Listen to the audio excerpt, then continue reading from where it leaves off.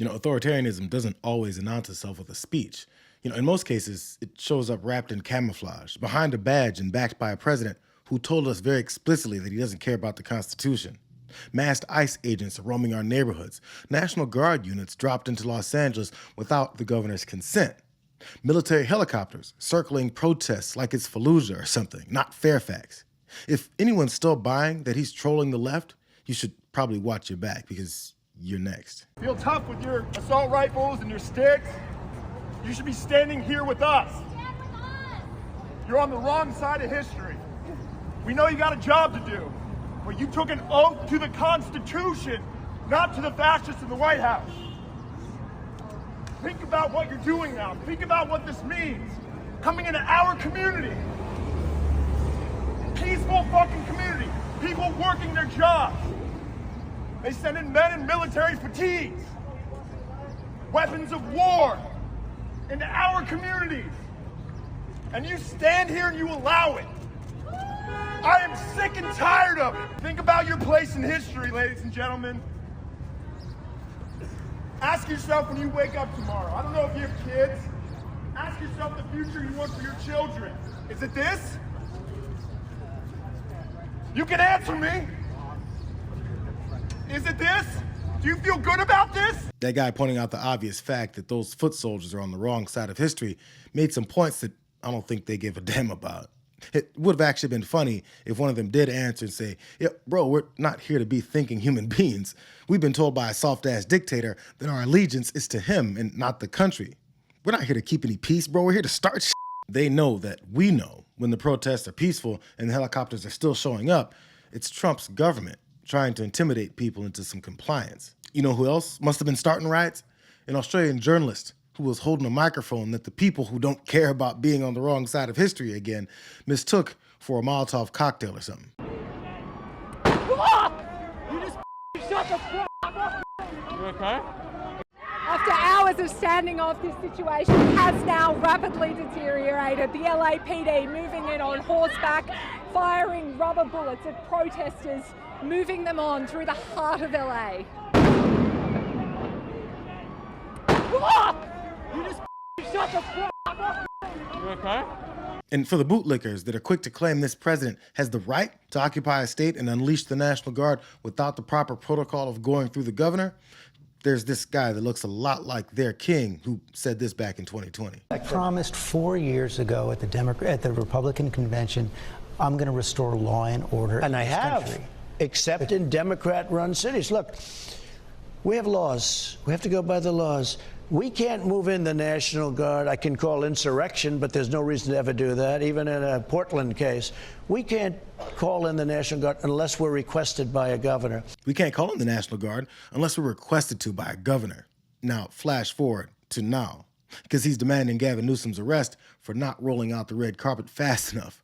The same people who used to pretend to care about state rights are now calling governors criminals for not surrendering their streets. Please. Have you gotten... A crime has he committed?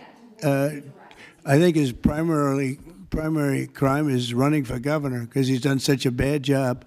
What he's done to that state is like what Biden did to this country. And that's pretty bad. It's a wrong philosophy. Thousands, hundreds of thousands of illegal immigrants, many of them prisoners. They're taking up your health care. They're taking up your space in schools. They're taking up your hospital. And in many cases, they're criminals. And we have to do something about it. And we're doing something about it. The fact that he's both incredibly stupid and increasingly authoritarian, it makes you wonder if he doesn't care that everyone can tell that he's disregarding the Constitution, or if he's just too clueless to realize that he doesn't have the power to arrest anyone with what he calls the wrong philosophy.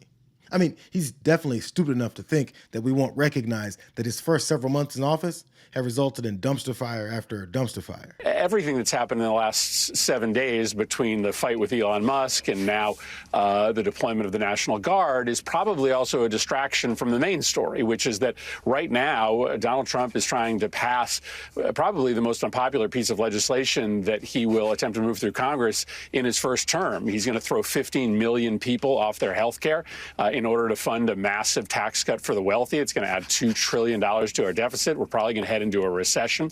And so I do also think he's probably doing everything he can to try to get the entire political world to be talking about anything other than a piece of legislation that's going to fundamentally change this country. So, yeah, we have to point out the danger of what he's proposing to do in Los Angeles while also keeping our eye on the ball, which is a bill that's going to transform our economy and ruin a lot of lives. While everyone's watching Trump cosplay as a wartime president, he's busy trying to push through one of the most unpopular bills of his presidency. This tax cut for the richest and most connected people and corporations has been the most important goal of theirs ever since he lost in 2020. So these leeches need your money, as well as control over your lives and freedom, to have the return to the white nationalist nation that they've always preached about returning to. And if anyone pushes back, he's got his personal Nazi army that he's already threatening to unleash on citizens. Yesterday, we learned that Donald Trump's former chief of staff, John Kelly, a retired four-star general, confirmed that while Donald Trump was president, he said he wanted generals like Adolf Hitler had. Donald Trump said that because he does not want a military that is loyal to the United States Constitution. He wants a military that is loyal to him. He wants a military who will be loyal to him personally, one that will obey his orders even when he tells them to break the law or abandon their oath to the Constitution of the United States.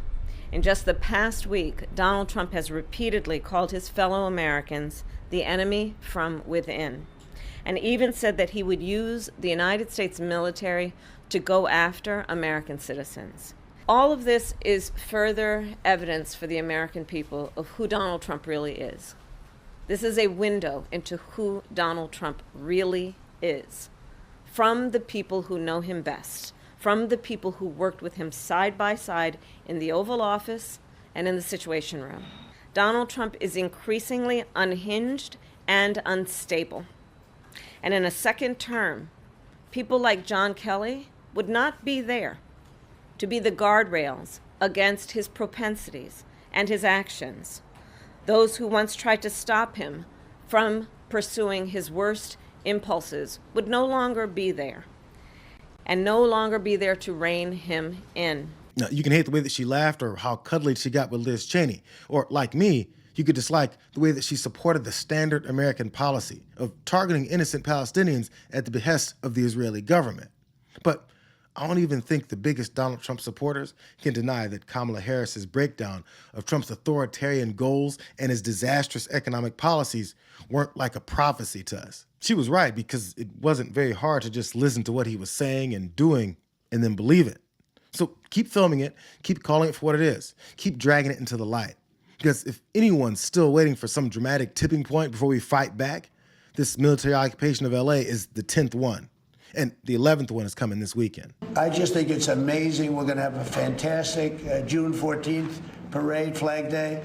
It's going to be an amazing day. We have tanks, we have planes, we have all sorts of things. And I think it's going to be great. We're going to celebrate our country for a change, you know, and we're going to be celebrating big on Saturday. We're going to have a lot of, and if there's any protest that wants to come out, they will be met with very big force. By the way, for those people that want to protest, they're going to be met with very big force. And I haven't even heard about a protest, but, you know, this is people that hate our country, but they will be met with very heavy force.